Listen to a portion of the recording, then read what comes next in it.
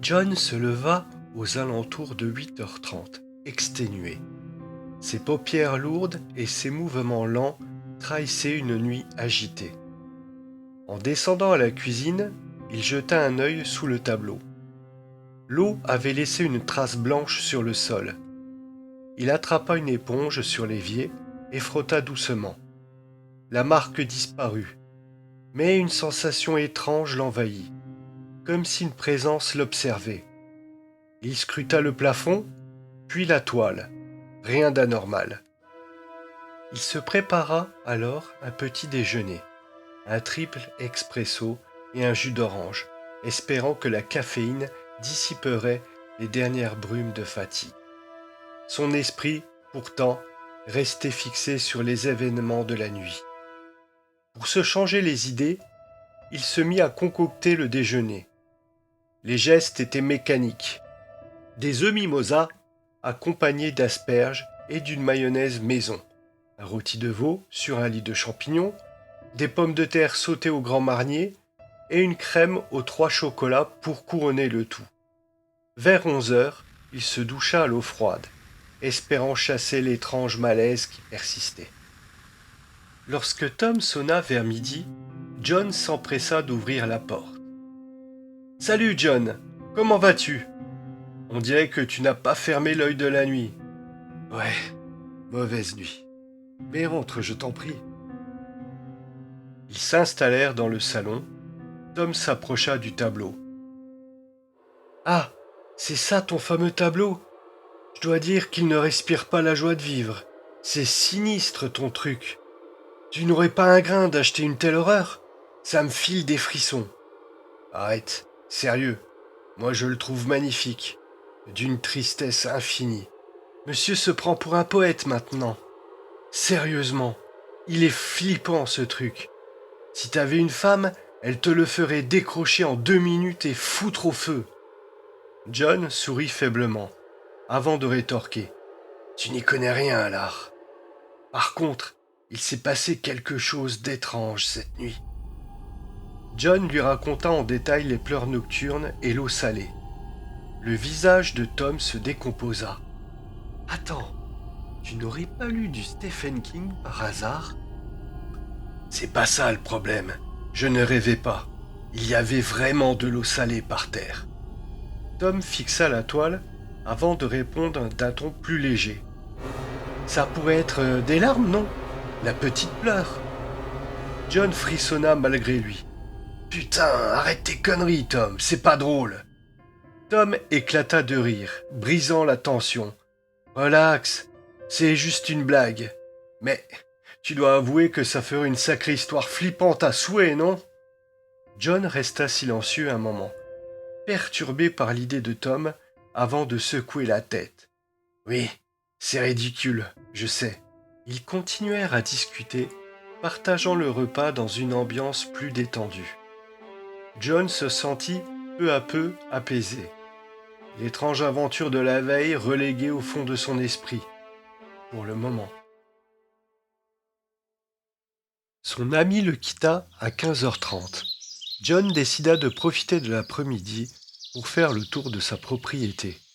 Flâner dans les bois, humer les parfums de la nature, cela l'apaisait. Malgré sa richesse, l'ennui, comme une ombre, le poursuivait sans relâche. Il se sentait inutile, vidé de sens. Il fallait qu'il trouve un projet, une occupation. Vers 17h, il rentra, prépara un plateau repas et passa la soirée devant la télévision. Au moment de se coucher, le tableau avait déjà quitté ses pensées. Mais, au cœur de la nuit, il fut brusquement tiré de son sommeil. Une sensation étrange, une présence. Il ne bougea pas. Ses paupières tremblèrent et il tendit l'oreille. Une respiration.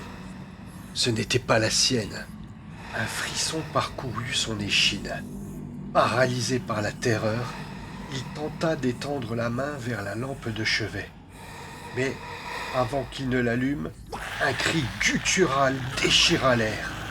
Le son s'infiltra dans son crâne comme un coup de tonnerre. John sursauta.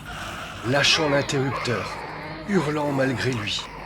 Puis, la porte claqua violemment, et il entendit des petits pas nus courir dans le couloir. Son cœur battait à un rythme insoutenable, le corps entier en proie à des tremblements incontrôlables. Il tenta enfin d'allumer la lumière. La pièce se dévoila sous la lumière tamisée, vide. Mais il n'était plus seul, il en était certain. Comment était-ce possible? Son alarme, si sophistiquée, aurait tout de suite réagi. Personne ne pouvait entrer ici sans déclencher un signal. Ses pensées se précipitèrent vers Tom et sa remarque sur l'eau salée. Les larmes, la jeune femme. Non, c'était absurde, irrationnel. Il ferma les yeux un instant, tentant de repousser l'horreur. S'enfermant à double tour, il s'assit sur le lit. Il pensa un instant appeler Tom, mais renonça. Ce n'était pas une heure pour déranger qui que ce soit. Il aviserait demain.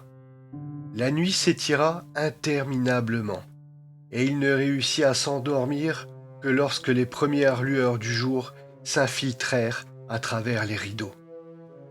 À 10 heures, il se leva enfin. Le jour, bien que réconfortant, ne parvint pas à effacer entièrement son angoisse. Après un rapide tour du rez-de-chaussée, il revint face au tableau. Il le fixa, le cœur battant. La mère, la fille, rien n'avait bougé. Pourtant, le cadre semblait de travers. Peut-être que Tom et lui l'avaient bougé en l'observant la veille. Il le redressa, vérifiant les moindres détails de l'œuvre. La maison était en ordre. Rien n'indiquait une intrusion. Mais soit il perdait la tête, soit quelque chose d'autre était à l'œuvre ici. Il prit son téléphone et appela enfin Tom. « Je viens de me réveiller. Il s'est passé quelque chose d'encore plus étrange cette nuit. » Tom, soucieux, lui demanda de venir immédiatement à son bureau, sans même prendre le petit déjeuner. John se prépara en vitesse et partit le rejoindre. John entra dans le bureau de son ami, traînant des pieds. La pièce, toute de bois lambrissé, avec un petit bar et une bibliothèque débordante de livres anciens, aurait pu être réconfortante. Mais John se sentait étranger à tout. Chaque pas semblait lui demander un effort monumental. « Oh là !» lança Tom en le voyant entrer. « Tu as une tête de déterré, c'est effrayant !» Il tira le dossier d'un fauteuil imposant, invitant John à s'asseoir. « Vas-y, raconte-moi tout, » dit-il d'une voix plus sérieuse.